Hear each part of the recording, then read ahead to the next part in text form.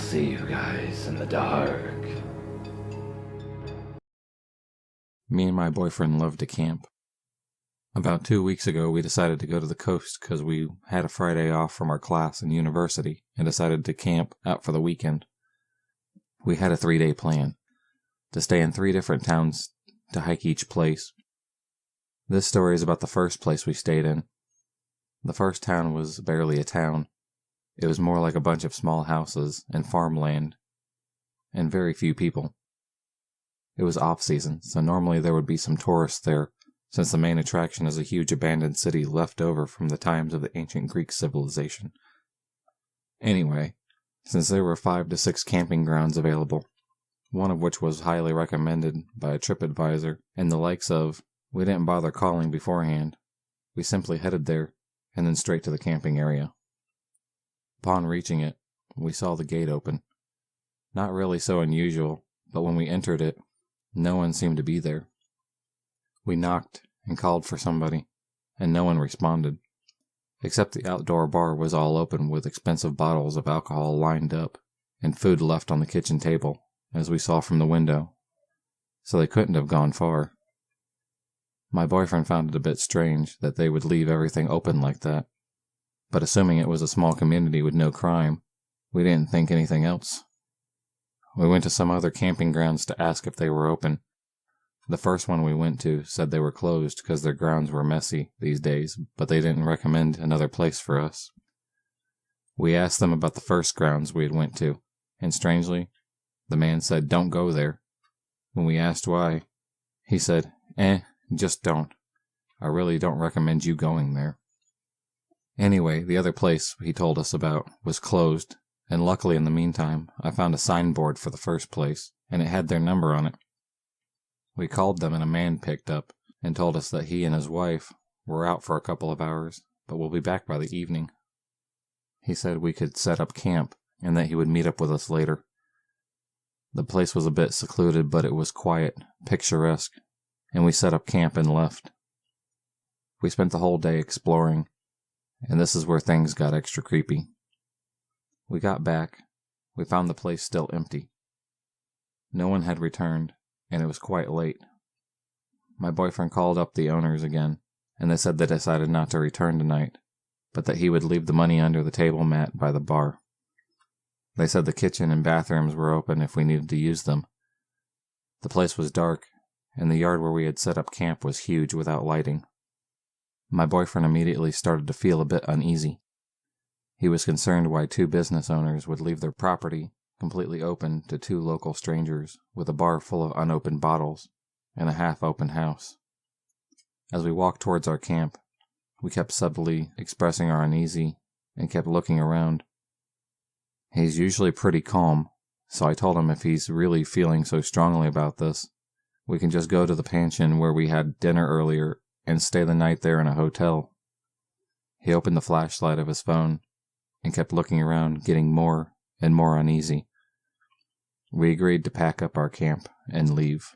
I began to pack it up since it requires a lot of folding, and he was already anxious. I told him to just stand and give me some light as I pack it up, except instantly he could move the light and check the area, and I kept getting irritated because I could sense his worry, and at the same time, I couldn't pack fast enough because I couldn't see. At one point, he even told me in a slightly bitchy way to hurry up, and as soon as I folded the camp stuff up, it went into its bag and hurriedly packed our stuff and scooted. He still seemed super anxious, and I told him to relax. Just telling this part gives me chills all over again. The road back to the main area of the town was dark and lonely, and this is when he told me, "There's something I wanted to say, but not while we were still in the grounds." "Well, what is it?" I asked. He hesitated, then said he didn't want to freak me out, but he was sure that he saw someone lurking in the dark behind the wooden cabins, and by the bathrooms, twice. No one was supposed to be there except for us. I got the chills, but I still tried to rationalize, saying it's a farm area, there's lots of animals. Maybe a cat moving around, but he was adamant it was a human figure walking like a human would and standing. This is why he kept checking, and wanted to hurry so much, and that's why he was telling me to hush up and keep my voice down. I almost had tears in my eyes at this point, and the hair on my back was standing. I kept looking back and almost running at this point to the lighted area of the quiet town, and only really relaxed till we reached the pension and booked a room there, got the key, locked and checked it twice. I am generally a skeptical person, but I really do believe my boyfriend didn't just see things. I don't know who that was back there, or what would have happened. If anything, I don't care to know. Dark and isolated places have always creeped me out anyways. I live in the foothills of the Appalachian Mountains in northeast Georgia. It's a beautiful area with hundreds of miles of national forest, some great state parks, and a ton of fantastic camping places. Unfortunately, my hometown is also relatively poor, while there are some out-of-town residents from Atlanta and other places. A lot of people where I live are really poor. I do freelance work as a technical writer, so I can do most of my work online. If I didn't have that going for me, I'd have to go move somewhere else. It's just one of those small towns that will rob you of your ability to accomplish anything in life if you stay there for too long. Excluding a handful of doctors and lawyers and some Georgia Power Company employees. The only employment in the area is a Walmart, fast food, and a couple of grocery stores. To the east of my town, there's a massive national forest. It's loaded with great camping sites and lots of relatively unused hiking trails. I really enjoy hiking on them with my dog, but it can be a bit of an unnerving experience sometimes. It's about a 10-mile drive from my town, and there's no cell phone service for miles. In the past, there have been a lot of vehicle break-ins at the trailheads. The gravel parking lots at some of them glitter with bits of broken glass from what I'm guessing were car windows. Sometimes there are really shifty people hanging around these trailheads, or just driving around on the Forest Service roads. These are really rough roads, and you'll see these beat-up $500 cars just barreling along roads meant for a 4x4. Some of the people you see in the cars look like the guys that got crushed by an ATM in Breaking Bad. All that being said, it's still a great place to camp. However, you just have to be careful. A few years ago, 2 of my friends and I decided to play paintball in the national forest. We decided to turn the paintball expedition into a camping trip so we can play the next morning too. After a pretty uneventful day of shooting paintballs at each other, we drive a couple miles to one of the more popular camping sites. Under normal circumstances, I know I wouldn't have done so. However, we all had a few rum and cokes in our systems. And 2 of us, Jacob and I, decided to take a look. My other friend Isaac decides to stay behind to pop some popcorn over the fire. We start walking towards the light source, and the situation gets even stranger. All the trees in the area that have their bark knocked off in a circle around their trunks. We thought it could have been the work of beavers that lived in the creek, but it seemed strange that a beaver would go around all these trees just to knock off the bark off in a circle. Jacob and I started talking about the ghost beavers in pretty loud voices, probably due to our drunkenness. We were almost to the top of the hill. Jacob tripped and yelled, "Oh shit!" A few seconds after he yelled, the light, whatever it was, went out. We look at each other and decided that maybe we don't need to see what the light was after all. We walk back in silence and keep looking back every few seconds. We decided to turn off our flashlights and just use the moonlight to get back to the campsite. When we get a couple 100 feet from the campsite, I can see my other friend Isaac walking around the campsite. He was wearing a hooded coat that I didn't see him wearing before. For some reason, he's carrying his paintball gun around in his hand. That seemed a little odd. The fire had started to die down, so we couldn't see our campsite very well. At this point, we'd probably been gone for almost an hour. From the distance, it looked like Isaac was going for something. He went walking around the site and was peering in the tent. When we were almost back to the campsite, we saw Isaac walk up the road we came in. We figured that he was going to use the bathroom and didn't want to wander through the woods like us. When we got back, we sat next to the fire and waited for Isaac to come back. All of a sudden, we see him lurch out of the tent. He stumbles a few feet and vomits. After we left, he had a few more rum and cokes. We ask him why he kept wandering around the campsite with the paintball gun, and he gets a strange look on his face. They're locked up in the cab of the truck. Did you unlock it? We go and check the truck, enter the code, and we all see our paintball equipment just as we left it before. The keys to the truck were hidden in a magnetic key fob underneath. I get a sinking feeling in the pit of my stomach. Isaac, what were you doing after we left? I was watching a movie on my phone. Then I fell asleep, I guess. But you were walking around with your paintball gun, right? Did you just change jackets? Isaac said he had been in the tent since we left, and that he had been wearing the same hooded fleece all night. Someone had been walking around our campsite, and it wasn't Isaac. At this point, all of us are way too drunk to drive, but we decided to go ahead and pack up and go back to the house for the night. We didn't bother packing up the tent. We just fold it down with the sleeping bags and everything in it. We jump in the F-150, and I start to drive out. When we get to the dirt hump, we see something gray blocking our path. The metal barrier that had been lying in the woods earlier is now back on its stand. By this point, all of us had been sobered up to the situation, and no one wants to get out of the car to try to move the barrier. Thank God I had a small metal guard on the front of my F-150, so I drive forward slowly, tapping the metal barrier with the front of my truck. It falls right off, and we drive over it slowly. We were terrified that it would pop one of our truck's tires, so we drove over it. But it didn't. As we drive down the road, we see a vehicle following us with its lights off. It's probably about 1,000 feet behind us, but we keep catching glimpses of it as the moon reflects the light off of it. I drive as fast as I can on the Forest Service Road, and the other vehicles keep pace. It doesn't get any closer, though. It just stays just 1 or 2 turns behind us. We can only see it when the road straightens out. After about 45 minutes of speeding along gravel roads, we make it back to the main paved road. I start to drive everyone back to my house, but I decided to go a different way just to be safe. I didn't get pulled over for a DUI, luckily. Camping can be fun, but very rural camping can be dangerous. I've driven past that metal barrier since that time, but it's always been in place. I would never go down that road ever again.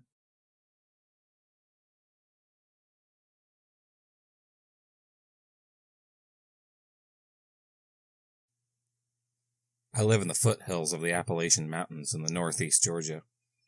It's a beautiful area with hundreds of miles of natural forest, some great state parks, and a ton of fantastic camping places. Unfortunately, my hometown is also relatively poor, while there are some out-of-town residents from Atlanta and other places. A lot of people where I live are really poor. I do freelance work as a technical writer, so I can do most of my work online. If I didn't have that going for me, I'd have to move somewhere else. It's just one of those small towns that will rob you of your ability to accomplish anything in life if you stay there too long.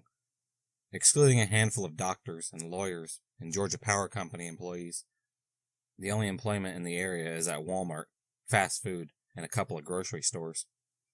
To the east of my town, there's a massive national forest. It's loaded with great camping sites and lots of relatively unused hiking trails. I really enjoy hiking on them with my dog, but it can be a bit of an unnerving experience sometimes. It's about a 10-mile drive from my town, and there's no cell phone service or homes for miles. In the past, there have been a lot of vehicle break-ins at the trailheads. The gravel parking lots of some of them glitter with bits of broken glass from what I'm guessing were car windows. Sometimes there are really shifty people hanging out around trailheads, or just driving around on the Forest Service roads. There are really rough roads, and you'll see these beat-up $500 cars just barreling along roads meant for a 4x4. Some of the people you see in the cars look like the guys that got crushed by an ATM in Breaking Bad. All that being said, it's still a great place to camp. However, you just have to be very careful. A few years ago, 2 of my friends and I decided to go play paintball in the National Forest. We decided to turn the paintball expedition into a camping trip so we could play the next morning too. After a pretty uneventful day of shooting paintballs at each other, we drive a couple of miles to one of the more popular camping spots. Unfortunately, A church group or something had taken up all the spots in the area. This was really the only camping spot that we were familiar with, and it was getting pretty late. We decided to keep on looking, so we drive for about an hour further and further into the woods. By this time, it's getting a bit dark, and we're getting a bit worried about finding a spot. We all had GPSs on our phone, but none of us had any service. We turn off into an unfamiliar road that isn't in very good shape. In fact, it looks like the Forest Service rangers used a backhoe to block off the road with a mound of dirt. A broken metal barrier lay in the woods nearby. That said, it looked like 4x4 vehicles had been going over the mound, so it was pretty worn down. Our F-150 had a pretty high clearance, so we decided to go over the mound. There was an old gravel road on the other side, and the road was pretty much clear of debris. We drove a few miles down this road, and came across an opening next to a small creek. There were some blue tarps hanging over a plywood table nailed to a tree, which seemed kind of odd. That said, it was pretty much dark at this point, and we didn't want to keep driving around all night looking for a camping spot. We left the truck light running, and we set up the tent. As we were setting up the tent, I started to notice that there was a lot of trash in the woods surrounding the site. I see a green bottle laying on the ground. I take a look at the label, and see that it's a bottle of home and garden insecticide. I was really tired at the time, and I just thought that someone had been dumping their own garbage out here. None of us thought it would be weird that someone would be dumping garbage in an area that is more than an hour from the nearest home. We set up camp, had some beers, and made chili from scratch. By this time, it was probably around 11 p.m., and we're eating. We notice a faint glow from the other side of a nearby hill. At first, we thought it was moonlight filtering its way through the trees. However, the angles didn't make any sense. It didn't seem to be a bright light, and it wasn't moving. It was just kind of that glow that you oversee a bright city. We wouldn't see the light source itself, though. Since there was no other access roads in the area, we decided it was some other campers. The hill was about a quarter mile from our campsite, so we decided to go investigate. Under normal circumstances, I know I wouldn't have done so. However, we all had a few rum and cokes in our stomachs, and two of us, Jacob and I, decide to take a look. My other friend Isaac decides to stay behind to pop some popcorn over the fire. We start walking towards the light source, and the situation gets even stranger. All the trees in the area have their bark knocked off in a circle around their trunks. We thought it could be a work of some beavers that lived in the creek, but it seemed strange that a beaver would go around all these trees and just knock the bark off in a circle. Jacob and I started talking about the ghost beaver in pretty loud voices, probably due to our drunkenness. As we're almost to the top of the hill, Jacob tripped and yelled, "Oh crap!" A few seconds later, he yelled, "The light!" Whatever it was, went out. We look at each other and decide that maybe we don't need to see what the light was after all. We walk back in silence and keep looking back every few seconds. We decide to turn off our flashlight and just use the moonlight to get back to the campsite. When we get a couple 100 feet away from the campsite, I can see my other friend Isaac walking around the campsite. He was wearing a hooded coat that I hadn't seen him wear before. For some reason, he's carrying his paintball gun around in his hand. That seemed a little odd. The fire had started to die down, so we wouldn't see our campsite very well. At this point, we'd probably been gone for almost an hour. From the distance, it looked like Isaac was looking for something. He kept walking around the site and was peering in the tent. When we were almost back to the campsite, we saw Isaac walk up the road we came in. We figured that he was going to use the bathroom and didn't want to wander through the woods like us. When we got back, we sat next to the fire and waited for Isaac to come back. All of a sudden, we see him lurch out of the tent. He stumbles a few feet and vomits. After we left, he had a few more rum and cokes, he mumbled. We ask him why he kept wandering around the campsite with the paintball gun, and he gets a strange look on his face. They're locked up in the cab of the truck. Did you unlock it? We go and check the truck, enter the door code, and see all of our paintball equipment just as we left it before. The keys to the truck were still hidden in a magnetic fob underneath. I get a sinking feeling in the pit of my stomach. Isaac, What were you doing after we left? I asked. I was watching a movie on my phone, and then I fell asleep, I guess. But you were walking around with your paintball gun, right? Did you just change jackets? Isaac said he had been in the tent since we left, and that he had been wearing the same hooded fleece all night. Someone had been walking around our campsite, and it wasn't Isaac. At this point, all of us are way too drunk to drive, but we decide to go ahead and pack up and go back to my house for the night. We don't bother packing up the tent. We just fold it down with the sleeping bags and everything in it. We jump in the F-150, and I start to drive out. When we get to the dirt hump, we see something gray blocking our path. The metal barrier that had been lying in the woods earlier is now back on its stand, right on top of the hump. By this point, all of us had been sobered up to this situation. No one wants to get out of the car to try to move the barrier. I had a metal guard in the front of my F-150, so I drive slowly forward, tapping the metal barrier with the front of my truck. It falls right off, and we drive over it slowly. We were terrified that it would pop one of the truck's tires as we drove over it, but thank God it didn't. As we drive down the road, we see a vehicle following us with its lights off. It's probably 1,000 feet behind us, but we keep catching glimpses of it as the moon reflects light off of it. I start to drive as fast as I can to the Forest Service Road, and the other vehicle keeps pace. It doesn't get any closer, though. It just stays 1 or 2 turns behind us. We can only see it when the road straightens out. After about 45 minutes of speeding along gravel roads, we make it back to the main paved road. I start to drive everyone back to my house, but I decide to go a different way just to be safe. I didn't get pulled over for a DUI, luckily. Camping can be fun, but very rural camping can be dangerous. I've driven past that metal barrier since that time, but it's always been in place. I would never go down that road ever again.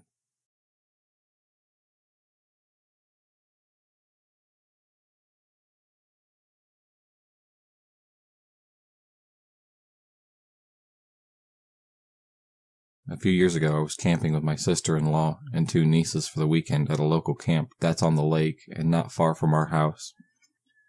We had picked a spot that was about 5 feet from the shore, and there weren't many people around us since most people chose the electric lots to set up camp. And the area that we were in was a primitive area. The spot where we were at is the tip of a peninsula-like section of the area, so there were people passing by jet skis throughout the day and whatnot. You could anchor a fishing boat around where we were and fish, but you would not waste your time since the traffic from the other boats and jet skis were in and out so much that they would run all for the line. So there weren't any fishermen out there. My 2 nieces were playing in the grass while my Sil and me were putting up the tent, unpacking the van, etc. And I noticed a small fishing boat anchored out in the lake right across from our campsite, and the guy in it was staring at us. I wouldn't normally think anything of it because it is a lake after all, but what made me pause was I didn't see any fishing poles sticking out of the boat. I never saw him cast out, and the guy in the boat was just sitting there. This wasn't a nice bass boat, or a bass boat that would kick back and relax in. It was just a green, all-metal boat that had benches to sit on instead of actual seats, and there was a faded rebel flag sticking up from the back. We get the tent set up so that we decide to just paddle around for a bit. I noticed the guy had left, and I didn't mention anything to my Sil about the guy in the boat because he really wasn't doing anything besides being strange. But with my nieces being there, I wanted to keep an eye on him. After a while, we decided to go swimming. I was too concerned with making sure my nieces were okay in the water that I wasn't paying attention to anything around me. At one point I had turned around and saw the boat out in the water in the same spot, and the guy staring at us again. I was starting to get a really creeped out feeling for the main fact the guy left, came back, and was still sitting out in the middle of the water in his boat, just staring. At this point, I figured I'd better say something to myself. We got out of the water, got the kids dried off, dressed, and decided that we should cook dinner, and the guy stayed out there the entire time. My nieces didn't want to stay the night, so my brother came to take them home. When my brother pulled up, the guy took off, so that's how I saw that flag was a faded rebel flag. It gets dark, and we were sitting by the campfire, just talking and enjoying the quiet summer night on the lake. It's about 10 p.m., and I hear a boat approaching, which was weird, because now the lake is dead. The only lights around us are the street lights from across the way, and the campfire, so when the boat passed by us, I see the lights shining through that faded flag. We were like, oh shit, he's back, and we started to get a nervous feeling. Another 15 minutes later, he would pass by again. We knew it was him every time because of that flag and the sound of his trolley motor. There was no denying it. It was the same guy. This was going on back and forth and lasted about 2 hours, and we were at our wits' end since at this point he would tie up his boat to the other side of the peninsula, take a quick walk through the woods, and he's at our campsite. With the intervals being so consistently inconsistent, we had no idea what he was doing in between that 15-minute time frame, and we had no idea if he was even going to come back through again. Hell, the sound of the trolley motor gave us a few minutes of relief since we knew it was in the water and not on land coming for us. We are in the primitive area, which meant no electricity, so we didn't have a cell phone. The campgrounds do have park rangers that drive by to check everything out, but he had already driven by before this back and forth started, so there was no telling when he would come back. There wasn't anything we could do, so we just kept our ears open for any noises and pointed our flashlights at the trees to make sure he wasn't coming through them. Finally, the park ranger came through. We stopped him and explained what was happening. He said that he would make his trips more frequent to check on us if we need him before he comes back by to drive to the ranger station. But there wasn't anything we could do since the guy was on the lake, and the park rangers don't have boats. It sucked, but at least someone knew what was going on. An hour or so had passed by since the last lakeside drive-by, so we were starting to think that he was done for the evening, and that we were safe to go to bed. In mid-conversation, we heard the boat again, but this time he stopped the boat out in the water, flashed a bright spotlight on us, and let out this "Yee-haw" type yell, and then sped off. My Sil and I immediately jumped up out of our chairs, got in the car, and drove to the ranger station. The ranger went to one of the other campers that had boats and asked them if they would mind driving him around the lake looking for this boat. They ended up recruiting 5 other boats to look for this guy. It took them about 30 or 45 minutes to find the guy and get the cops to get down there. The park ranger pulls up to our site and puts us in the car to drive us to where the cops have the guy so we can identify him. The cops pull him out of the back seat. We stay in the park ranger's car, and the park ranger shines a spotlight on the guy so we can see him without him seeing us. The best way I can describe this dude is he looked like an anorexic Charles Manson. We tell the park ranger we can't identify him because he never came on land, but if they found him in the boat, then it's him. On the way back to the campsite, the park ranger told us the guy was passed out in the boat, drunk, naked, and had a hunting knife, and showed us the knife he had. The next morning, we packed up and went home.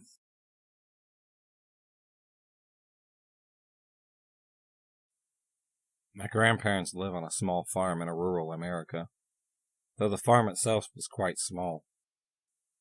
We own much of the surrounding land, and so I spent a lot of my summer cutting apart downed trees and burying roadkill from the roads that border the property. I'm not a particularly small girl. I'm 5'9", and even though I'm on the slender side, I can quite easily move a killed deer or chop a tree to pieces. Much of my grandparents' property is in the deep woods. It's not connected to a major road or even a service path, and is only bordered by other farms. There are 2 expeditions to this: the small north-running main road where the house sits, and the side road, which is an out-of-service fire road used by the firemen to access the mountains behind us in case of a fire. As far as I know, no one lives up there, and the only time we ever use it is because it's a semi-clear, cropless, and floraless path that winds from the far westish side of the main road to the barn, and so is convenient to drag down trees along where we're taking them to be chopped for firewood. You can barely see the house from the side road, and the only real way to see it is to be in the barn itself. My grandparents stopped working every day around 6 p.m. to start preparing dinner, and I usually helped them out. But one summer day, a few years ago, we had had a thunderstorm the previous day, and more were on the way, so I was determined to move all the downed trees back to the trunk pile. It was around 7-ish, so still bright out. But as it was late summer, it was beginning to get a little on the dimmer side, and I knew I didn't have a lot of time to finish up my chores and get back to the house. I was finally old enough that I was allowed to use my grandparents' chainsaw to take apart trees on my own. Before, I had been limited to dragging the branches and to splitting the trunks with an axe. But I relished the privilege of, well, sawing things into pieces. My grandfather had been working with me earlier that day to take apart trees, so I hadn't been using it all that much because he was much more quick and efficient with it. So to recap, my grandfather and grandmother are in the house. It's late afternoon, not a soul in sight, and I'm alone on a semi-abandoned road pulling 100-ish pounds of tree back to the barn. As I was pulling the main trunk of the tree along the dirt road, I had that neck-prickling feeling that you sometimes get in the woods, that there's another human or animal around. Now, our property woods line up pretty well with another farm's woods, and those farmers had kids around my age, so it wasn't unheard of to see them tromping around in our woods, especially during hunting season. But as I said before, it was summer, which is nowhere near deer season, or any other animal season. As a matter of fact, I'd seen coyotes and occasional bears in the woods, which is why we frequently carried firearms if moving around at night. But bears aren't usually out during the daytime, and coyotes are usually wary of coming near our land anytime we're even close to the day because of our big, black schnauzer named Mountain, who was inside at the time, eating the scraps from the food my grandmother was cooking. So I was a bit nervous. I knew that if any animal came to me quickly, I'd be totally screwed. Because while I pulled a tree trunk at walk pace, there was no way in hell I would run with one, and it was strapped across my chest pretty tightly. Still, I picked up the pace, thinking to myself that it would be my last drag of the day, and I would go inside soon. I came around the corner to the barn, quickly unhooked the chains from my chest, and rolled the log into the pile of its fellows. As I turned, immediately behind me, standing barely 10 feet away, was a young man, holding my chainsaw, and watching me. Nothing really seemed off to me about this guy, other than that he was on our land, uninvited. He was dressed like a camper, with hiking boots, duffel bag, and a baseball cap and shades. And since we're fairly near a nature reserve, it didn't seem completely impossible to me that this guy had gotten lost and wandered onto our land. Like I said, there was a fire road leading up into the mountains that I had just dragged a log for half a mile on. Conceivably, he would have walked down on it. He said his name was Alan, and that he had seen me when he was hiking from the hill behind and above me, and had seen that I had left my chainsaw behind. He had waited a while to see if I was going to come back, but after 15 minutes of watching the sky darken, he had decided to return it so it wouldn't be out in the coming storm. I was quite pleased. It was the first time my grandfather had let me finish up a tree clearing on my own, and I would have been seriously embarrassed if I left his tools out to rust or vanish in the mudslide. Alan asked me where he was, and whose land this was, and cheerfully offered to help me stack up the rest of the logs, and pull a tarp over them so that the rain didn't bother them as we talked. Me, being friendly, and quite relieved to be done with my work for the day, chatted about my grandparents and our land, and mentioned that they were both in the house, and that I'd have to head back soon if I wanted to get home before dark. He seemed quite sad about that, and said that he was lost, and needed to get pointed back towards the trail. And I was more than happy to show him the way back, since I no longer had my load. He had saved my ass by returning the chainsaw, and because our personal paths through the woods are quite twisty, just as we were finishing up, we heard a loud bang from the barn, and Alan looked really nervous. I laughed, trying to reassure him, saying that my grandfather was probably still in the barn, and had dropped something. I turned to look at the barn, trying to see him inside, and my grandfather came out from the barn, calling to me, before he saw me standing there, He then came over to me, scolding me for staying out so close to dark. I apologized, explaining that I had wanted to finish up, and had almost forgotten the chainsaw, but a nice hiker had brought it along to me, and dropped it off. At which point I turned a gesture to Alan, who was now gone. My grandfather came up beside me, and looked at me with a funny look on his face. He asked me why I didn't remember that he had brought the chainsaw back to the barn with him, instructing me to finish carrying the logs back before the rain came. He told me that since there had been flash floods the night before, and were scheduled for upcoming nights, that no park ranger of the local park would have let hikers into the area because of how unsafe it was. We turned to look back at the place that Alan had been, and at the duffel bag and chainsaw, both of which had been left behind. Upon inspection, the chainsaw was indeed not ours. It was the same brand, but far older, and the reddish flakes around the blades were definitely not sawdust. I prayed at the time that it was animal blood, since I do know some people use chainsaws to take apart dead, rotting deer before burial, or to make them more easily scavengeable for local animals.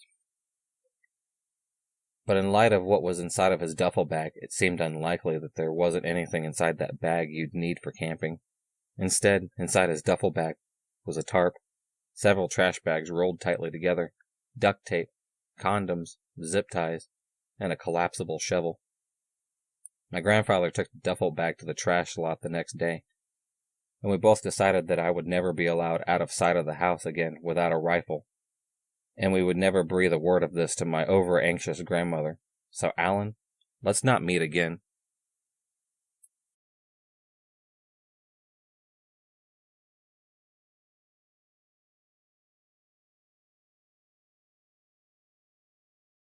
I would like to start this off by saying that most consider me an intimidating person. My close friends don't really believe that, but they know that I most definitely do not mess around when it comes to certain situations, whether it's telling someone to piss off, or as much as I hate to admit it, getting physical with someone. I've never really had someone approach me in public thinking of getting the best of me, if that makes any sense. About half a year ago, I was at my house then, rolling some small joints with my girlfriend. I live somewhat in the middle of nowhere, and there are a lot of trees in my area. They're also in my backyard. I wouldn't classify it as a whole forest, but it's not small enough to simply be a grove. There's a wildlife there. My girlfriend and I hadn't smoked much that day, and we were home alone, and seeing as how we could do anything we wanted, we decided, why not? Let's smoke these while taking a bit of a nature walk, and have an orgy with some forest fairies or something. It seemed like an absolute amazing idea at the time. My girlfriend sat next to me while I rolled the harvested God's gift into the paper. We were talking about random stuff and listening to heavy metal as I focused on rolling those sweet, sweet spliffs. I had finished rolling and we decided to finally leave my house and walk into the plain woods, which at the time had never been intimidating for me or anyone I'd been in there with, unless they were just major pussies by nature or had some anxiety issues. I have the joints in my pocket. We leave. We're walking through my backyard towards one of the trails from my place.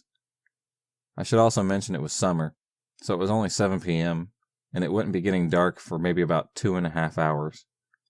We light up, and for about an hour or so, it's fine. We just talk about stuff, kiss each other a little bit, basic couple stuff.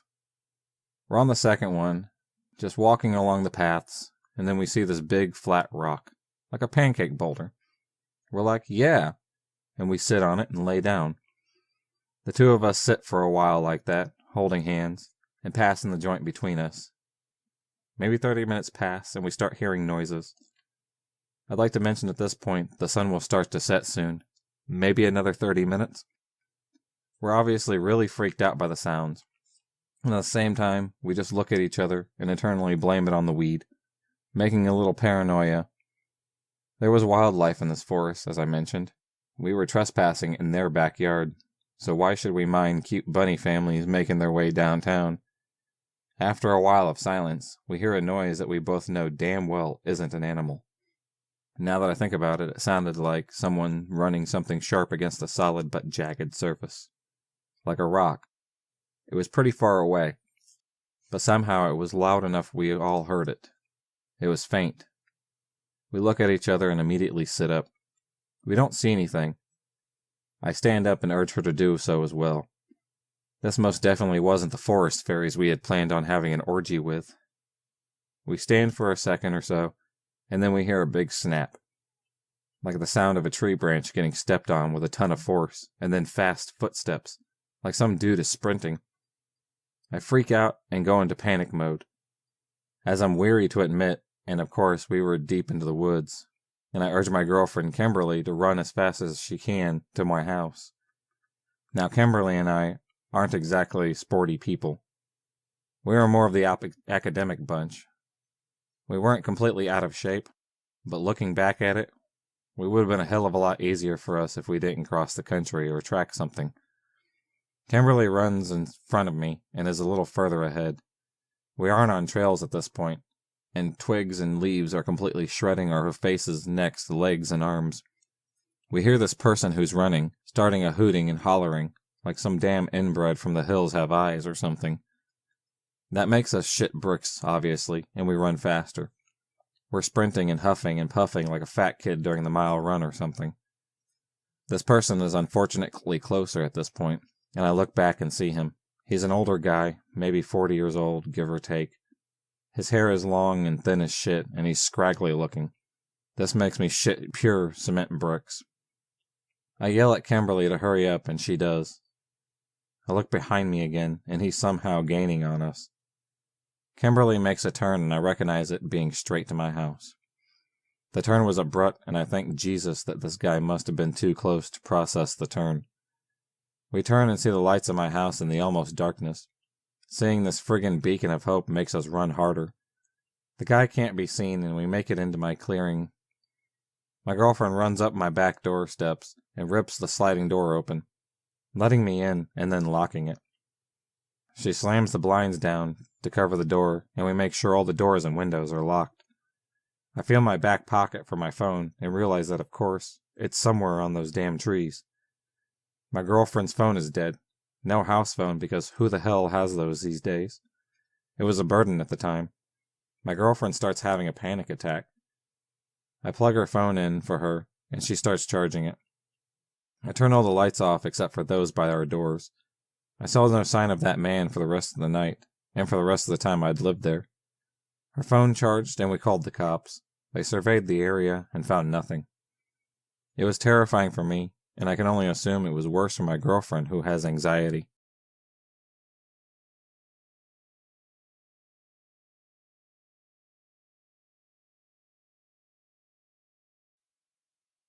I was 15, and my brother was 13 at the time we moved into our new home. We had woods behind our home, separated from our yard by just a 4-foot tall fence. Me and my brother went into the woods to adventure, but we never went far enough to where we could not see our home anymore. My stepfather, who lived with us, told me and my brother an old man complained about us leaving trash in the woods. We had never brought trash into the woods, nor did he probably own any of the woods. One day we went to the woods the farthest we've ever been, adventuring as usual. When we no longer saw our home, we looked into the deep woods and saw a shadow behind a tree. The noise we heard next haunts both of our dreams. We heard a loud laugh of a clown that sounded straight out of the movie It. We ran the fastest that we had ever had, and jumped our short fence and told our mother what had happened. She did not believe us, but to this day when I get home in the dead of night, and the only light is from the porch, and barely illuminates the fence, I swear I feel a sense of being watched as I unlock the door and enter my home. Mysterious clown figure, let's not ever meet again.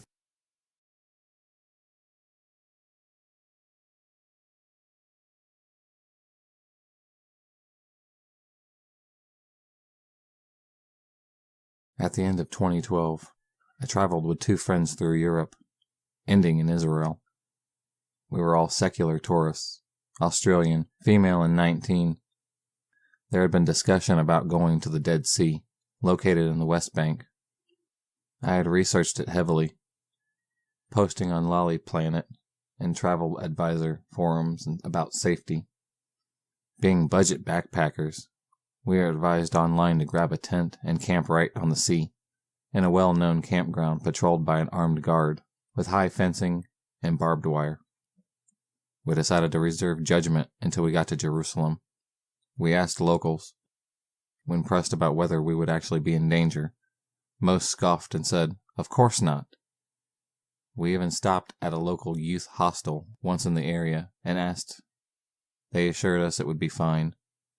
We set up camp, checked in with the security guard, and decided to have an early night. Given that we had made ourselves known, and that no one else except an old man was staying at the campsite, we felt safe. We played Lois C.K.'s stand-up on my iPad while we waited to get tired. At around 11, I began to hear shuffling outside. It was worth noting that we had got the cheapest tent possible, and that the window straps for it were thus on the outside. We had velcroed them closed before we went inside. The shuffling continued past the tent, and I assumed someone else had made it to the camp late and was probably setting up. I pressed play again while my friends teased me for being paranoid. About 10 minutes later, the sound of crunching steps on the ground came back, more deliberate this time. My friends heard it too, and we paused the stand-up. All of us poised, still and listening. The crunching stopped as the noise from our tent did, and then started up again. It sounded like the guy moved around our tent in a semicircle, then retraced his footsteps. Again, we heard him retreating towards the bench. At this point, we were a tad spooked. Maybe he was lost. Maybe he was looking for the bathroom. And we went back to watching Lois. Not 5 minutes later, the footsteps came back.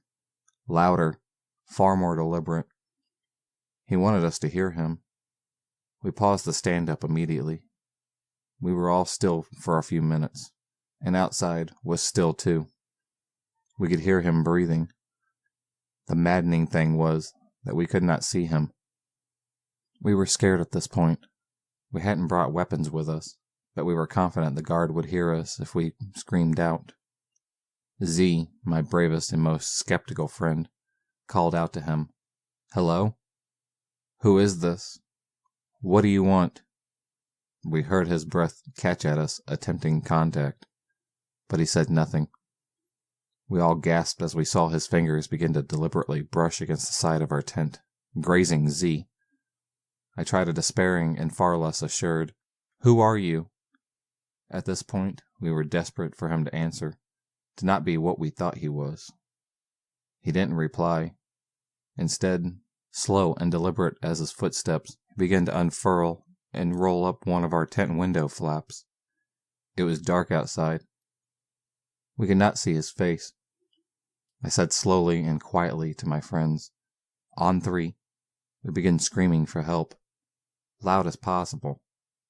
We don't stop until the guard comes. We began to shriek a terrified help. It was honestly one of the most jarring noises I've ever heard, and it was coming from me. There was something so animalistic about the way we sounded. We were calling for someone, anyone to help us from this predator. Eventually, far in the distance towards the guards' quarters, we heard someone answer in English, "What? What's happening?" We zipped out of our tent. My two friends ran straight towards the man who answered. I ran diagonal from them, picking up rocks and a stick to defend myself. They turned out to be guards from a local kibbutz, filling up their water supply. They had flashlights and a gun. We told them what had happened, and they shone lights around the tent.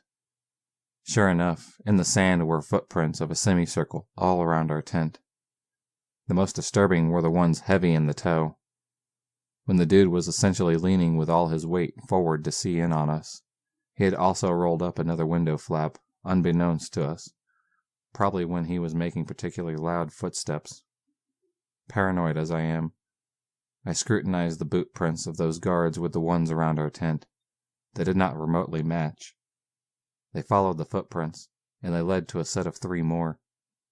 This guy had been a lookout for 3 dudes, and in the woods of the kibbutz guards, we would have been robbed, or worse.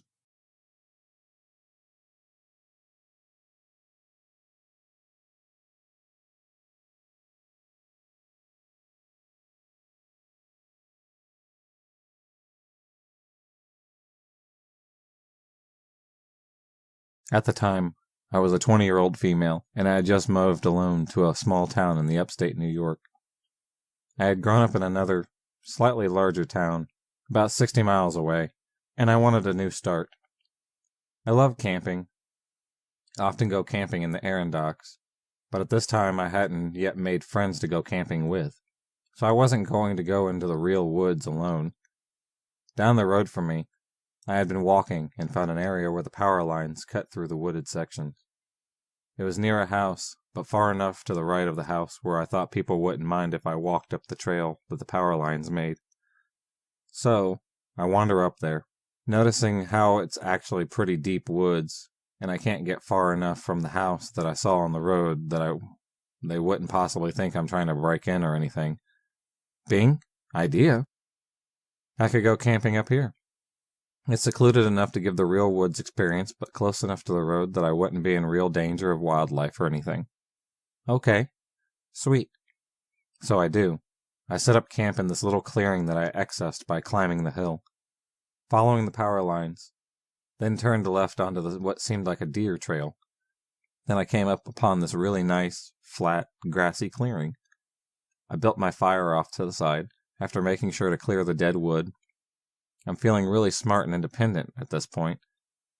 It was creepy to sleep in the woods alone, as I had always had at least one camping companion. But whatever. Next day, I decide to wander further down the path to see where it leads. I walk for about half an hour, and I can see some fields on the right, but they were in the distance, and there is a fence between the fields and the path. So again, I figure people can't be mad at me for being here. Then I cross another path. Heading to the right, I follow it. A couple of feet in, it curves slightly, and there is an old van on the left of the path. Well, that's strange. But it's about 1 p.m., near noon anyways. Broad daylight, birds are chirping, and I feel no danger. I go up to the van, which had obviously been there a very long time. It was a 70s style, similar to the Scooby-Doo van, and way overgrown with weeds.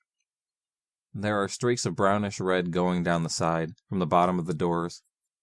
I look in, and see what appears to be an old bedding in the back, but it was all shredded. The curtains on the windows were shredded, and the clothing strewn about looked like it was from the 70s or early 80s. I still felt no danger signs, snickering at the terrible fashion back in the day. I continue along the path for a short time, until I finish rounding the slight bend. I stop dead in my tracks. Finally, my reptile sense, or whatever you want to call it, wakes the hell up and starts screaming at me, full volume. Up ahead, there is a creepy-ass doll hanging from the trees, by its neck, with a rope, not just stuck in the trees. Just to the left of that, there is an old garage, overgrown with weeds. To the right of it, though, there is a huge, cage-like structure, easily big enough to hold a full-sized man. It seems to be made up of pipes and other long metal objects, just kind of welded together. Some were up and down, some were across, and the squares they made weren't big enough to fit my head through. It had 4 sides and a ceiling. It had another creepy-ass doll hanging from it. It also had reddish-brown stains running down the sides, just like the van. Further behind it, there is a run-down house. Creeped out as hell, I just turn tail and run. I left my cooler, my food, everything behind. I never went back for it either.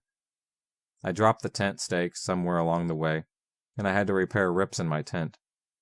I tore down the hill, jumped in my car, and sped home. I locked all my doors, then paced my house going, what the hell, for hours. It's been 11 years since that incident, and even typing it now makes my hands shake. I now live almost 1,400 miles away, but I still just made sure my doors were locked. Crazy thing is, it isn't in the deep woods. Maybe in the 70s it was, though. Who knows? As it stands now, though, there are people living within a short walk of this place. And no, I know you are going to ask. No, I didn't call the cops. I can't really articulate why. Looking back is that I didn't want a creep to come to find me. I should have, yes, you are right. I am hoping that it was just an old crime scene, not some sick bastard who still keeps people in cages in the woods. So, Crazy man or woman who built a human-sized cage in the woods and thinks hanging dolls is a good feng shui? Let's not meet.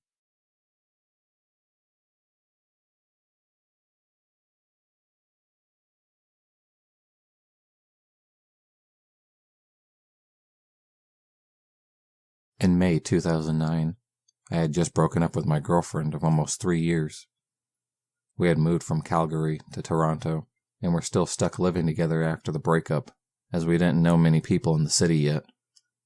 Needless to say, the situation was pretty stressful and upsetting. So when a buddy I was going to school with at that time suggested a weekend camping trip, I jumped at the chance.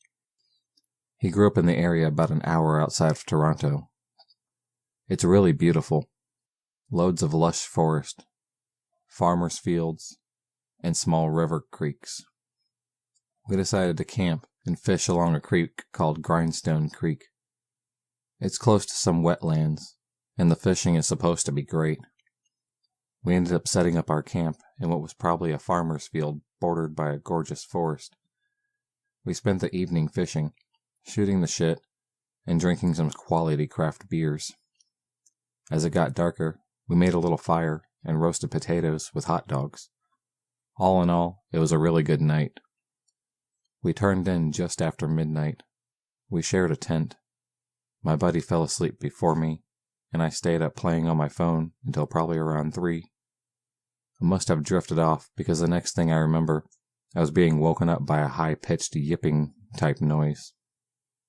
I was kind of groggy, and it took me a moment to fully wake up. The yipping was insistent, and it sounded like a weird coyote. I laid there for a moment listening, and then started playing on my phone again. The noise was annoying as hell. I tried ignoring it, and it sounded like it was getting closer. Finally, it sounded like it had to be more than 10 feet from the tent. At this point, I was getting a little unsettled. I had seen coyotes in Calgary before, and I thought of them as pretty harmless. They never looked much bigger than a smallish dog. But what if this was one rabid, or something else? What if it could smell our food? I have a pretty bad anxiety disorder, so I'm prone to worrying about these type of things. I nudged my buddy to see if he was awake, and he was. The noise woke him up too. We discussed what to do about the coyote, as we hadn't brought anything to scare off the critters. Not a BB gun, nothing. Finally, he decided he would shine his light on it and holler a lot, hopefully scaring it off. He unzipped the tent, and I watched him pointing the flashlight out into the darkness. I'll never forget what happened next. His legs suddenly went all wobbly, and he sort of stumbled towards the tent. He had a really dumbfounded look on his face when he looked at me and babbled, "It's not a coyote. It's some weird dude." Normally I would have thought he was messing with me, but I've never seen someone look that scared, and I never want to see that expression on someone's face again. So I knew he wasn't pulling my leg. The weird yipping and hollering type noises were still going on. It really didn't sound like a coyote, but I guess in our groggy states, it was a way for our brains to make sense of it. Anyways, he kept telling me to just look out the tent flap to make sure he's not crazy. At this point, I was having a full-blown anxiety attack. My heart was racing. I felt like crap, but I had to look. So I slowly peeked out the flap and waited for my eyes to adjust. And that's when I saw him. He was standing only a few arms feet away from the tent. He was swaying a little and wearing a baseball cap. What made it awful, though, what was really creepy, was that he was wearing women's lingerie. That's when I knew there was most likely something very wrong with this guy. After I pulled my head back inside the tent, my buddy and I decided what to do. Finally, we decided to yell at the guy to piss off. My buddy started yelling, "Excuse me, can you piss off? We're trying to sleep in here." The noise stopped. It was dead silent, and that's when we heard footsteps running towards our tent. They stopped right outside the tent, but we didn't waste any time. We started yelling again, "Seriously, piss off. We have cell phones in here. If you don't piss off, we're going to call the cops." With that, we heard him walk by the tent and head off. It sounded like he was moving towards the road. Needless to say, we laid awake, petrified until the first sign of sunlight.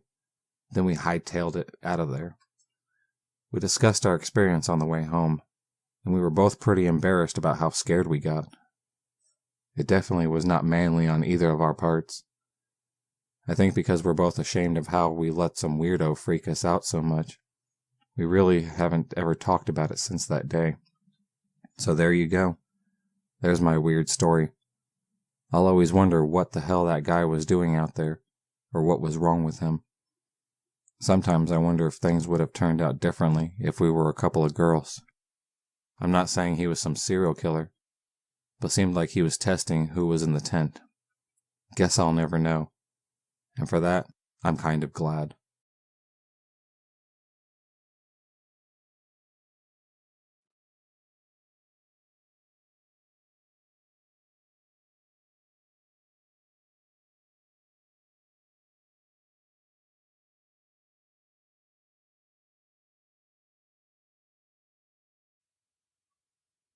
I've just recently purchased a new pair of high-altitude and mountaineering boots because it's nearly the end of summer season and they were on sale.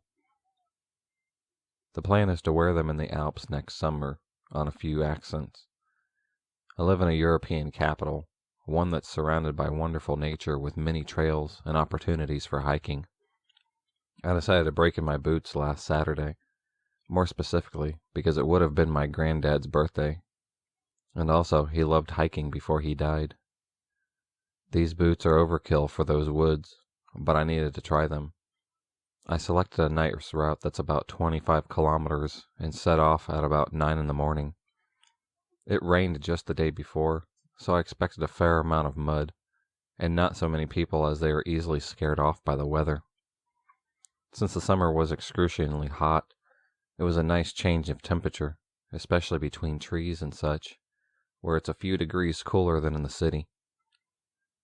In the not-so-distant past, my dog would have definitely joined me on this hike, but she's turning 14 this year, and she doesn't enjoy long-distance walks anymore.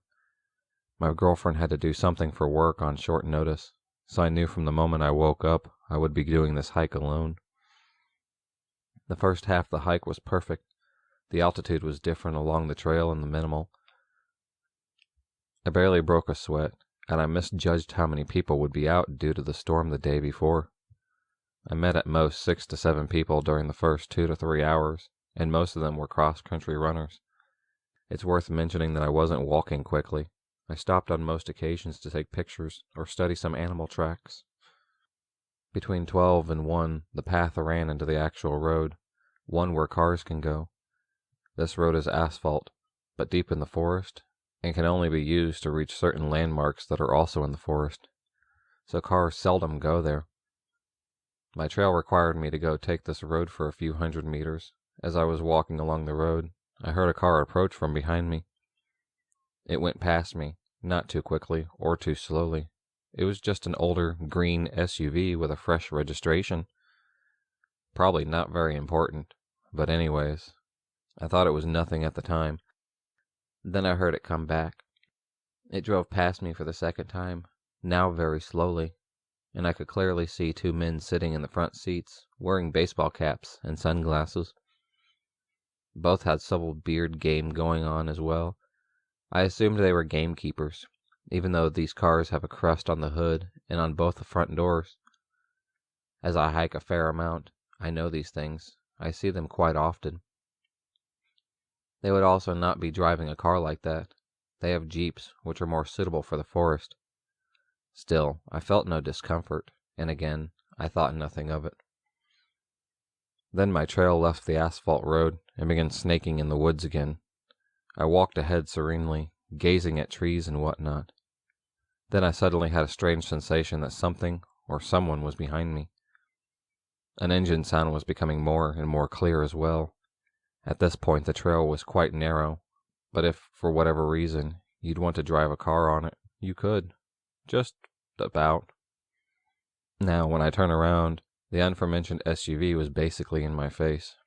It was an arm's length away from me, and it stopped just as I had. I looked at the driver, who was staring back. I calmly asked him, "What's wrong? Shall I let you go?" in a polite tone as his window was rolled down. He didn't speak to me at all. He slowly started reversing, and he soon disappeared behind a curve. Now it was quite uncomfortable.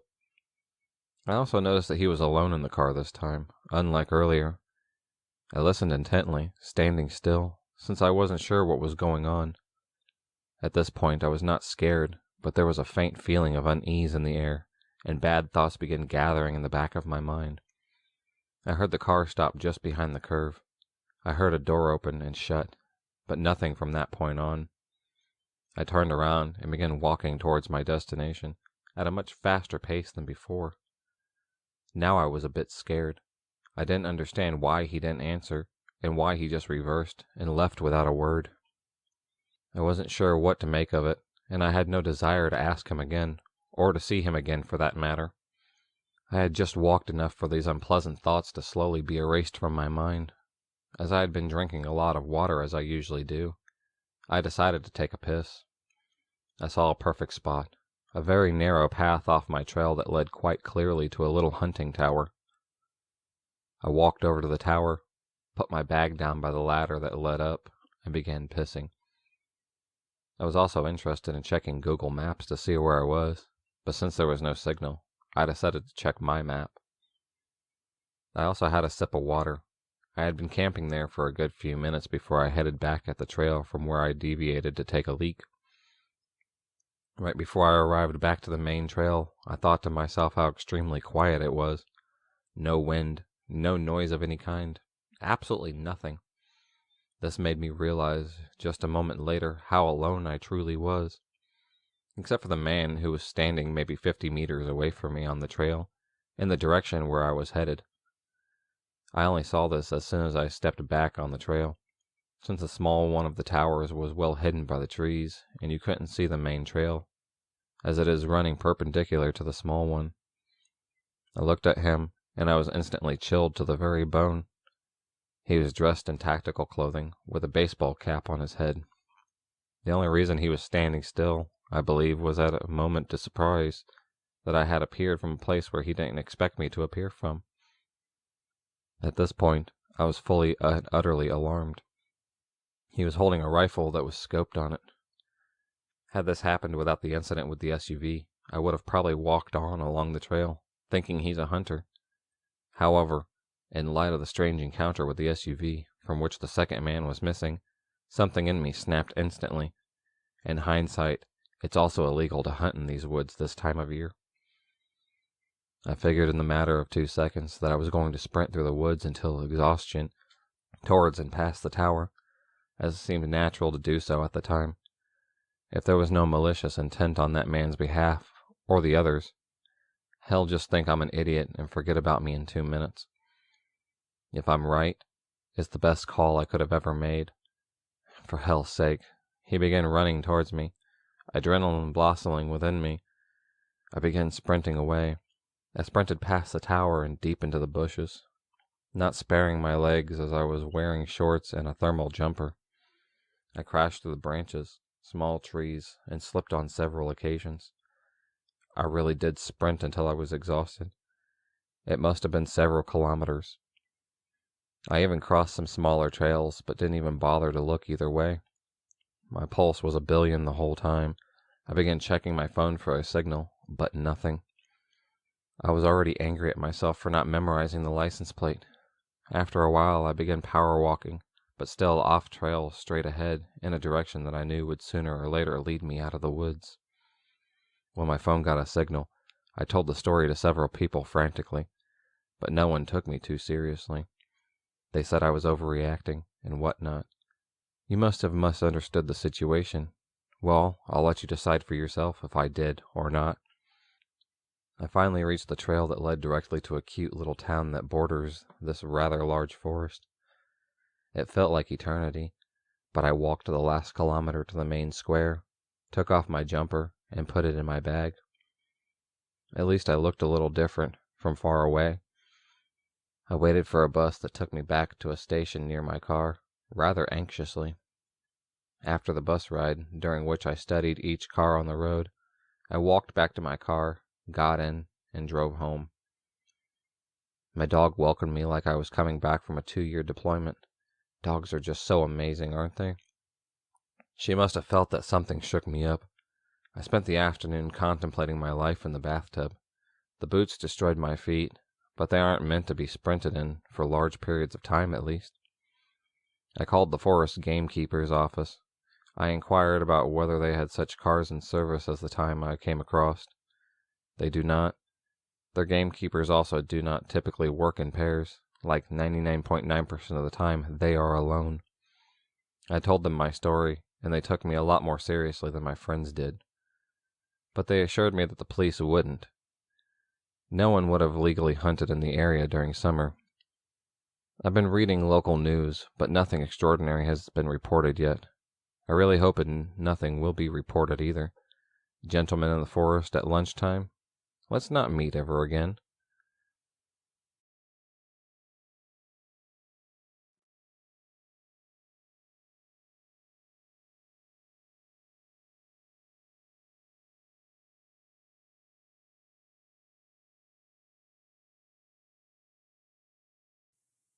I was an 18-year-old senior high school and was about 3/4 of the way through the year. I had moved that year and switched to school about 3 minutes away from where I used to go. I stayed in touch with a few people from my old school and got invited to go camping with a few of them over Memorial Weekend, which basically meant getting drunk as hell in the forest. I invited 2 girls and 1 guy from my new school to come out and hang out for a night and meet them in the closet town from the campsite about 40 minutes away. The guy Jeremy hopped in my car, and the girls followed me up, and we got to the campsite without incident. This campsite was about 30 minutes away from any human signs of life outside of a shitty dirt road. The night started off fine with everyone getting completely trashed, and me beating one of the girls I had brought named Sarah at beer pong, and she was very drunk and all over me. I guess to the 18-year-old version of me, that night couldn't have been any better at that point. At about 12:30, things started to die down, as half of us had already puked and were heading in for the night, and I was much too drunk to even try and screw Sarah. A lot of the night is still a blur, but I remember climbing into a tent, and there were 5 of us in it, 3 guys and 2 girls. At around 2:30 a.m., I was awoken by the sound of a shotgun. I was still very drunk, and had a hard time processing anything, but in my drunken state, I figured it was one of the people I was camping with being a dick. One of the guys, Brent, had stayed sober the entire night, and had brought a shotgun up with him, so I figured it was him being a prick to everyone who was drunk. I checked my phone and go back to sleep. I fell asleep, and at what I thought was around 3 a.m., I'm awoken by someone bawling their eyes out, and I'm still having a very hard time processing anything. After around 5 minutes, I realize it's Brent, and I stumble out of my tent, followed by Jeremy. And I walk out and see Brent is bleeding profusely from his nose and mouth, and I run over to him, stumbling the entire time. I am then hit in the head with a rock and knocked unconscious. Everything from this point forward is from Jeremy's point of view. Jeremy to this day is my best friend, and has told me his version of the story many times. He says I passed by a tree, and a large man lunges out and smashes my face with a rock. After hitting me, the man lunges at Jeremy and tackles him straight to his ass. Jeremy at the time was 5'8", 140 pounds, and it describes the man as at least 6'4" and 280. Jeremy is being choked to death by this wooded monster of a man, and he hears another gunshot from a pistol. Sarah had managed to find a pistol Brent had also brought with him, and fired a shot missing the man by a large amount. But it managed to startle him, and he sprinted off into the woods. They just let him go, and Jeremy drove me and Brent to the hospital. I had 3 broken teeth and a severe concussion, and Brent had part of his tongue mutilated with a knife and a broken nose. Brent has never talked to me or any of my friends from that trip about what exactly happened when he was outside alone with the man, and refused to give the police much of a description. The man was never caught, and I have never been in the deep forest ever again. This was in 2005. So crazy woodlands man, let's not meet again.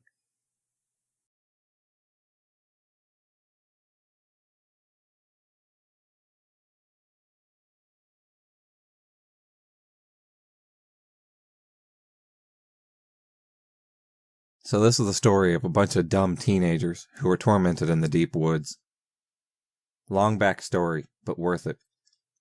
I was 18 years old, in high school, and was about 3/4 of the way through the year. I had moved that year and switched to a school about 30 minutes away from where I used to go. I stayed in touch with a few people from my old school, and got invited to go camping with a few of them over Memorial Weekend, which basically meant getting drunk as crap in the forest. I invited 2 girls and 1 guy from my new school to come hang out for a night and meet them in the closet town from the campsite about 40 minutes away.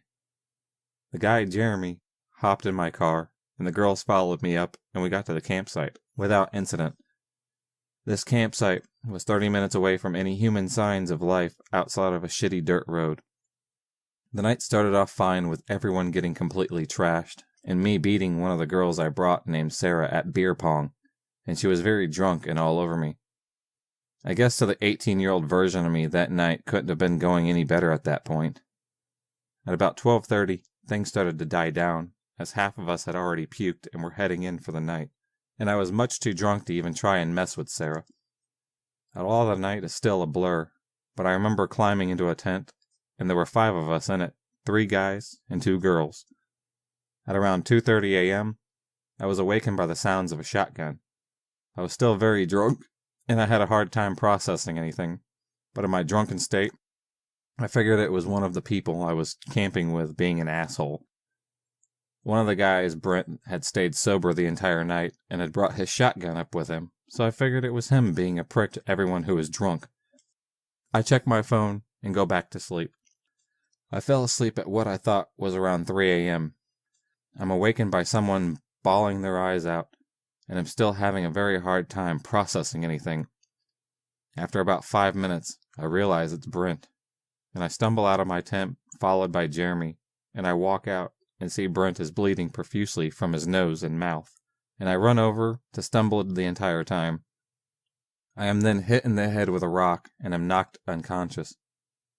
Everything from this point forward is from Jeremy's point of view. Jeremy to this day is my best friend, and he has told me in his version of the story many times. He says I passed by a tree and a large man lunges out and smashes my face with a rock. After hitting me, the man lunges at Jeremy and tackles him straight on his ass.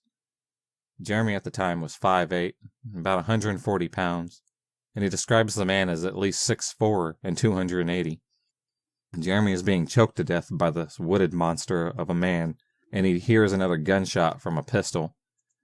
Sarah had managed to find a pistol Brent had brought with him and fired a shot missing the man by a large amount, but it managed to startle him, and he sprinted off into the woods. They just let him go, and Jeremy drove me and Brent to the hospital. I had 3 broken teeth and a severe concussion, and Brent had part of his tongue mutilated with a knife and a broken nose. Brent has never talked to me or any of my friends from that trip about what exactly happened when he was outside alone with the man, and I refuse to give the police much of a description. The man was never caught, and I have never been in the deep woods ever again.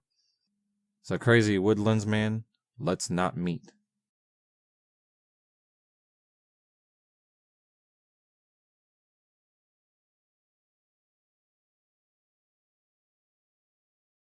When I was 19, I was a venture scout. I decided to go to this week-long mixed scouting crew camping trip with a friend of mine. But a few days before going, my friend from Venture Scouts bailed, so I'd be going up into the mountains alone with a bunch of strangers. When I got there, I was the only Venture Scout, and the only girl. It was a little awkward, but most of the Boy Scouts were pretty nice and easy to get along with.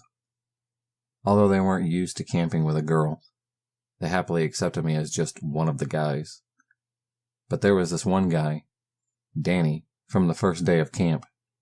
He wouldn't take his eyes off me. He'd just stare at me. It was a little uncomfortable, but I figured it was just social and inept with girls or something, and tried to pay him no mind. The next day, while we were hiking, we all split off into pairs, and it turned out I was paired with Danny. He looked a little too excited about the idea of hiking with me alone. His eyes always seemed a little too wide, a bit crazed looking, but he was a small guy. Spindly, unkempt hair, and a little shorter than I was at 5'7". I figured I'd be able to take him on in a fight if we tried anything, so I didn't raise a fuss about it. Before setting out to the hike, he kept asking me if I needed help putting on my sunscreen. Even though I kept declining, he kept pushing the question and trying to put sunscreen on me until one of the guys told him to cut it out. While we were hiking together, he kept probing me. "How old are you?" he'd ask. 19. Almost 20? I'd reply, "Oh, don't lie. You must be 14 or something. You're so innocent. Young, innocent girls are always the cutest." He kept asking innocent enough questions, like where I lived, if I had siblings, what my favorite color was. But he then started asking me if I ever heard of BDSM. I was taken aback by this, and was more than a little uncomfortable, so I'd pretend not to know what he was talking about, all while trying to give as many cues as possible for him to drop the subject. But he then started going on about what BDSM was, about tying girls up, about hitting them and burning them. At this point I was freaking out a little bit, but keeping my cool, as I knew he'd probably get off on making me squirm. The only thought I'd think of was, what the hell? Seriously. As I kept my eyes fixed on the path ahead of me, then he started complimenting my skin. "You don't see a lot of girls with pale skin. Do you use moisturizer?" Attempting to touch my hand, but I kept my arms close to me, held fast to my backpack. I was incredibly tense, and every muscle in my body was screaming. I sorely regretted wearing a tank top, as I could feel his eyes on me. He started telling me how pale skin is beautiful, since you can see the rope burns and the bruises better. The way he said it sent chills down my spine, and the ancient knots forming in my stomach grew tighter. He asked me if I was a virgin, and if I'd like to try out role play.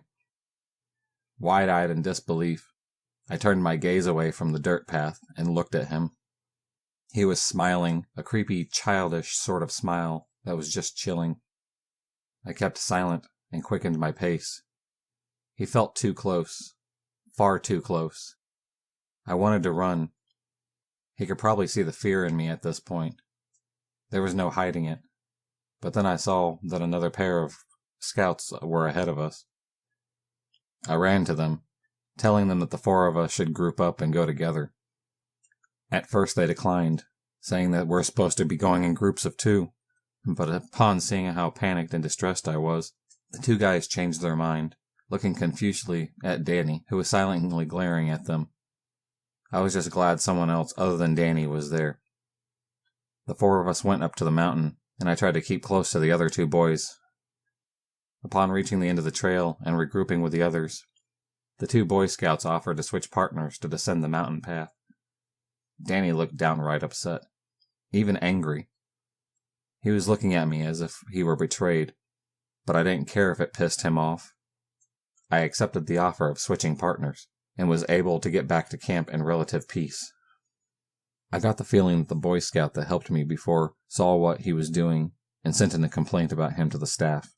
As while everyone else was confused and happy, saying bye, he just crossed his arms firmly and stared at Danny. Danny looked so bewildered and confused by it all, like he didn't understand what he did to deserve being kicked out of camp. It was so strange. I tried my best to forget about it, and the rest of the week went off without a hitch.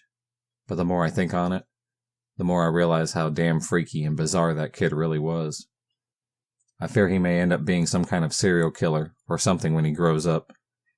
But all I know for certain is that he was very disturbed.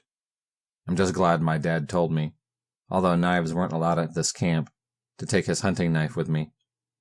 My father insisted I keep it for protection, and I didn't regret it.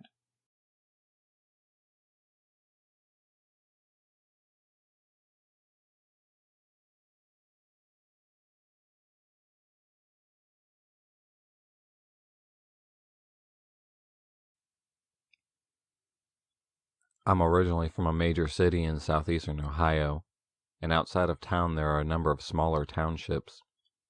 One of these is known as the more country bumpkin redneck grit part of town. It's not even in the same county, but in the same general area as my city is. In the woods, there's this legend of Hell's Church, supposedly an old church that burned down where Satanists you do rituals now, or a satanic church that burned down by a ritual, depending on who you ask. There are a number of Hell's Churches myths in Ohio in different places, but this one was closest to us, and a number of my friends decided they wanted to go ghost hunting and check out some haunted places around where we live. We were juniors in high school, and while all of us obviously thought this was just stupid bullshit, we thought it was funny to go out and scare ourselves. Plus, most people had cars or driver's license by now, so we were enjoying a new burst of freedom. I'm a scaredy cat about most stuff like this, but I was most of a tomboyish girl in the group, and always kind of wanted to be able to hang out with the guys. Plus, some of the girls in the group were going, so I didn't want to look like a loser. So one day in November, we decided we were going out one night and try to find this church. We had actually been into this location once before that fall, but one of my friends had a curfew, so after exploring an old barn and the railroad tracks on a bridge nearby, we left. We didn't find the church, to our disappointment. So we took 2 cars out there this time, going past more popular parts of our city and back to this woody area. I can't honestly tell you how we got out there, but I know it's off a state highway, then an abandoned access road, past some old warehouse, and then down a dirt road. Once you get down the dirt road, there's a kind of thicker part of the road early on where we parked cars off the shoulder. We did this because the road thins out and becomes impossible to drive down. Someone clearly owns this part of the land, and later down the road there is some no trespassing signage. I'm sure a ton of kids have come down here, so it didn't seem odd to me that they wanted to block this place off. I barely thought twice about it at this time. We get out of our cars and start walking down this dirt road, wandering off the path from time to check out barns or clearings where we thought the chimney might be. At first, it was just scary because it was dark and old or whatever, but then the barns started to get weirder, like they were filled with weird spray painting symbols and other stuff. But that's not what bothered us, but also other stuff, like dead owls that looked like they had been opened, and other bits that looked like they might have come from animals. I was grossed out, but we all kind of agreed that these probably came from the same teenagers trying to fake a satanic ritual, or that the animals got trapped in the falling apart barn and somehow died in there. My friends are now hardcore trying to find this stupid chimney, so they keep taking off through the trees into clearings. Myself and the other 2 girls who were there kind of hang out back at the tree line for most of them, getting a little more nervous and a little irritated with all the coming up empty stuff. As we keep going, we find a bike on the tree line, like a bike that maybe a 12-year-old would ride. That's a little creepy, but fine, whatever. Probably belonged to someone who owned the land. We decided we were going to a little further, and soon enough we find another bike. This one is older, a little rusted, but still undersized. We didn't talk too much about the other bike, just kind of mumbling that it's probably still nothing. 1 or 2 of the 4 guys who were there are kind of trying to dump it in, saying these kids probably got murdered or stuff like that, but no one is really having it at this point. By this point, we've been there for about 2 hours, and it's getting really late. Plus, I think we're all getting a little more creeped out than we wanted to admit. We decided to head back to the cars, and I'm feeling relieved. Happy to be heading back to my house and get the hell out of there. But things never work out that way, do they? By the cars, we can see a road that goes straight up a hill through the trees. At the start of it, there's a big metal gate that had a road closed sign on it, which we had seen before, but for some reason, it had never occurred to us to try and go up that road. We had a small debate at the gate about an evenish split off on who wanted to venture up and who didn't. I absolutely didn't, but eventually we decided to just go up anyways, just to see it. Both of the drivers wanted to go, so there's not a lot we can really do about that. We climb over the gate and start up the hill, where an old pavement road is cracked and crumbled under our feet, though it is for sure a real asphalt road at some point. In addition to the road condition and the brush being an obstacle, someone had felled a bunch of trees over the path. purposely blocking off the road from any cars. Some of us are starting to seriously question if we should be doing this, arguing that someone obviously wanted to keep us out of there. But we get teased for being afraid and keep going. I couldn't see where the road would end because it was so dark, and the trees made it hard to see. Plus, the road was super steep, so all you could really see was up, with a little moonlight peeking through the trees. All of a sudden, though, we reach the end. The trees just open up, and we have come off the incline to a flat field. And holy hell, what a sight it was. It's the flat field with all the prairie grass on either side. The path we were on splits the large clearing we are in down the center and leads through the grass to a cul-de-sac with 3 buildings. 2 look like they are farmhouses with 1 barmish building. They were wood, and while they have been painted at one point, it looked like they have been mostly weathered and stripped by time. I see this, and I am absolutely done. I want to leave, but of course, some of my friends just say they have to check out these buildings. At this point, I finally put down my foot, as do the other 2 girls, and one of our guy friends, who decided this is enough for him. So the 3 guys who want to go to the buildings tell us to just wait there. And while we don't want to be in the field, out in the open, we decided we can't just leave them. At this point, we've turned off our flashlights because the moonlight is so strong. The 3 of them take off down the little path, and the 4 of us who remain stand together, complaining about how stupid our friends are and making small talk. None of us say it, but we are all looking to the grass every now and again, worried something is going to jump out. It's just so creepy, this abandoned little settlement. It feels like our friends are gone forever. We see them get a building and go inside. We can see the flicker of their flashlights out in the window, and I just remember feeling so tense. It was like watching a horror movie in real life. After maybe 10 minutes, we see our guy friends coming towards us, slightly jogging, looking afraid for the first time all night. "You idiots went inside?" I said, pissed off at them. One of my friends just looks at us, and I'll never forget it.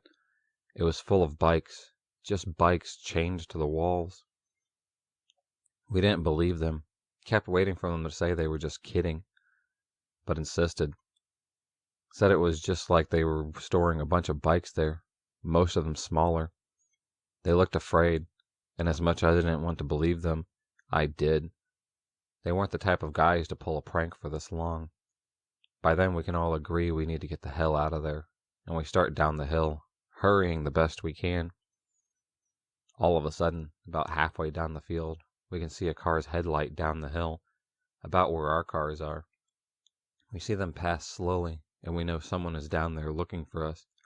Because it's so far off the beaten path, we figure it's one of the 2 things. The cops, and we are going to be screwed for trespassing. The people who own this land, or those houses or something that they are going to. A, call for the cops, or B, murder us. We know that the road isn't that long, and they'll be turning around, circling back soon enough, because our cars are there. They'll probably wait for us. We are all whispering about this as we pick up the pace, sprinting down the hill as fast as we can. I'm not a good runner, but I was hauling ass, getting down as fast as I could, basically hurtling over the fallen trees. Once we get down the hill, we don't see any headlights, but we know they can't be far away. "Get in the freaking car," one of our friends yells, as we are fumbling with the doors like the horror movies. Just too nervous to get into the car, though. We get in, and just as we start up the cars, we see the headlights speeding down the road. A giant black truck roaring up behind us. The truck seemed larger than life, raised up off the ground. The whole thing was just terrifying, but extra terrifying was that we couldn't see who was driving in the dark, and with the headlights blinding us. We peel out of there, total pedal to the metal. This truck is still following us, though, barreling on us as the 2 cars race out of there.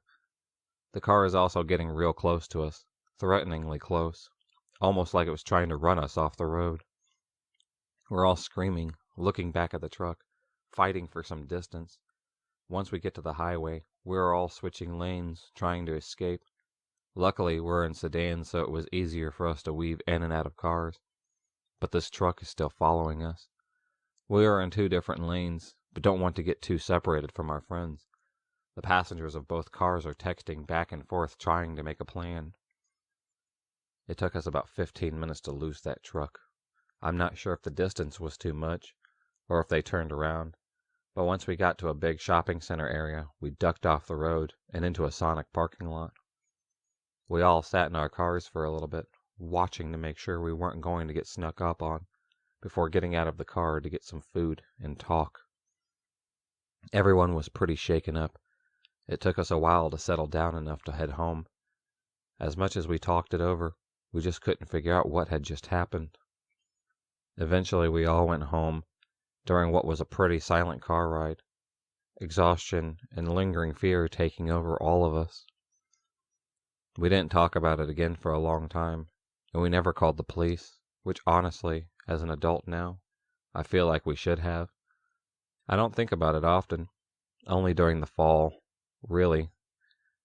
But when I do, I think about it and I ask myself, who chased us? Why was that town abandoned? Who owned those bikes? And where are they now?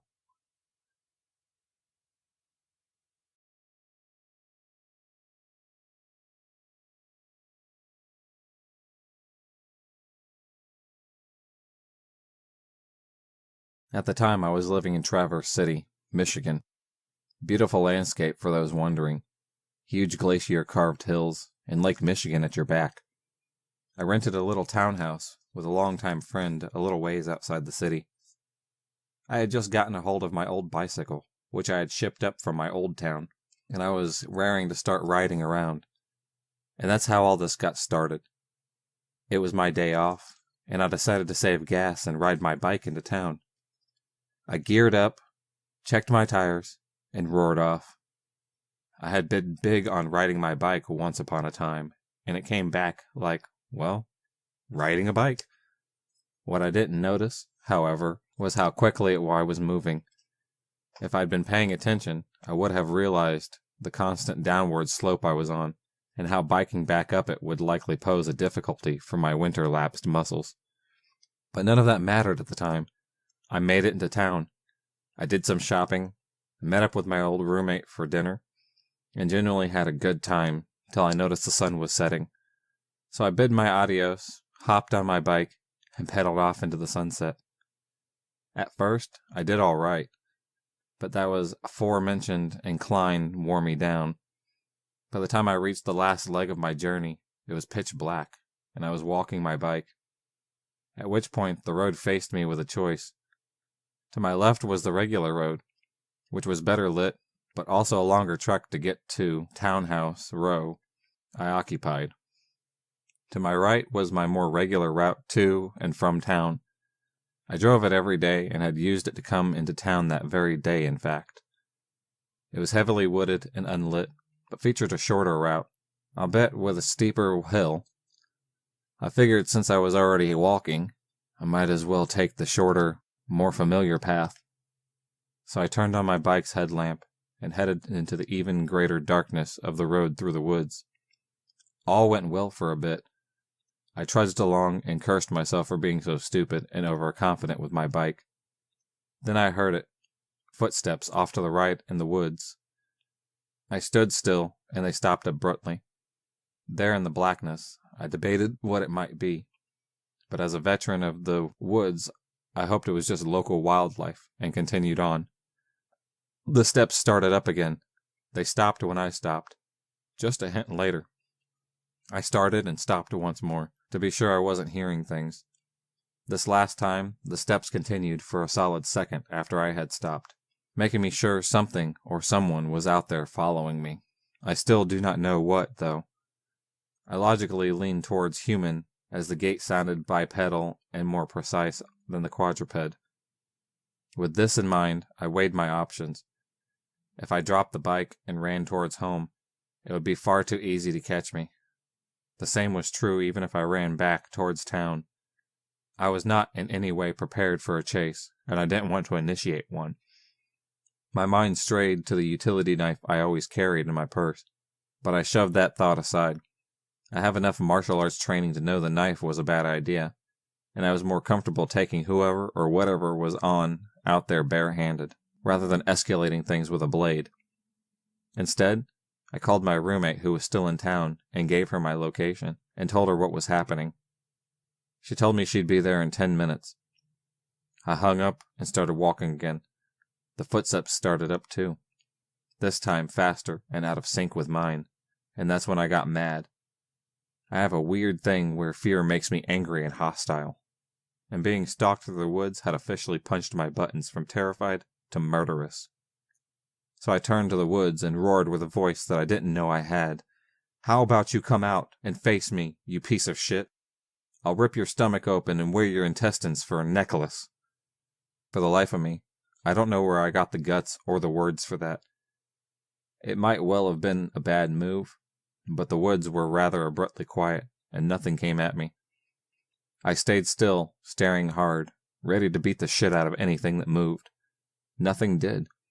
Then my roomie came on scene, her headlights almost blinding me as she turned the curve to where I was. I tossed my bike in her car, and we hauled ass homeward. I collapsed once I got home, vomited from the pure nerves, and finally fell asleep around 3 a.m. And that's my story. I'm not sure of much, I will grant you. Was it a person? An animal? I feel compelled to lean towards the former, if for no better reason than because it sounded like a person walking, and what animal would be so precise in its stalking and winding me up? But who knows? Maybe I just scared the shit out of some poor porcupine. Regardless, I'd rather not encounter it ever again. If you enjoyed this video, please subscribe, like, and hit the bell for notifications on future videos, and become a stalker of the night. And I'll see you next time.